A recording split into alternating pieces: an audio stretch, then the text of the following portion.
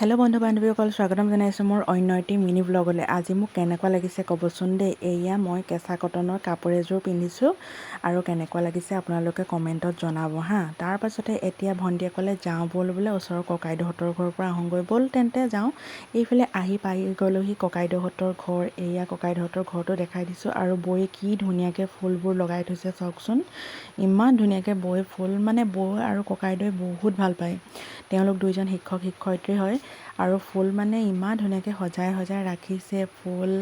আৰু এইফালে কি ধুনীয়া লাগিছে এইডোখৰত একদম সোমাই থাকোঁ ইয়াতে বহো বুলি কৈছিলে বৌ, কিন্তু বৌয়ে ক'লে নালাগে, আহিছে যেতিয়া ভিতৰলৈ আহ। মই বোলো ঠিক আছে। এইফালে আহিলোঁ, ভিতৰতো নবহিলোঁ গৰম কাৰণে, বোলো বাহিৰতে বহোঁ দিয়ক। তাৰপিছতে এতিয়া আমি দুইজনী ভণ্টি আৰু মই বহি আছোঁ আৰু আমাৰ পোৱালিটো এইটো তাৰ কাৰণে ফুল ছিঙিবলৈ যাব বুলিয়ে গেট চেট বন্ধ কৰি ৰাখি থৈছোঁ। উপায় নাই গোটেই কাম বঢ়াইছে। এইফালে বৌভাগৰ আপায়েকৰ মেচিনৰ পৰা একদম গুলি উলিয়াই পানি সূতা উলিয়াইছে। এইফালে গাৰুটো লৈ শুইছে। তাৰপাছত তেনেকুৱাতে ককাইদেউৱে তামোল কাটি পানি দিলেহি বাৰু, এইফালে তামোল। তাৰপাছতে সি টেবুলখনৰ তলতেই শুলে চাওকচোন, গাৰুটো দি দিলে ককাইদেউৱে। কি তীখৰ গুটি নকৰা কাণ্ড কৰি থাকে। তাৰপাছতে এইফালে আপায়েকৰ লগত কথা পাতিছে, চাহৰ লগত খাবা দে কৈছে। কে পূৰা একদম শলাগ লৈছে। শলাগ লোৱাত একদম বেষ্ট মানুহে যোনে যি নকওক, যোনে যি কওক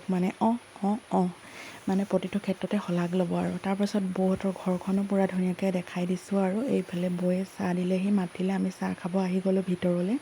তাৰপাছতে এতিয়া বৌকো কৈছোঁ আমাৰ লগতে আপুনিও চাহ খাই লওকহি, আহক। তাৰপাছতে ঠিক আছে তেন্তে বোলে একেলগে খাই লওঁ। তাৰপাছতে এইটো আহিলে ককাইদেউহঁতৰ ল'ৰাটো। তাৰপিছত ই অকণমান বাৰু লাজ কৰে, কিন্তু এতিয়া বহুতেই ভাল হ'ল, বহুতেই কথা পাতে আগতে প্ৰথমতে ওলাবলৈ লাজ কৰে, সি অকল ৰুমতেই সোমাই থাকে। তাৰপিছতে বৌয়ে ক'লে সান্দহৰ জলপান খাবি ৰহ।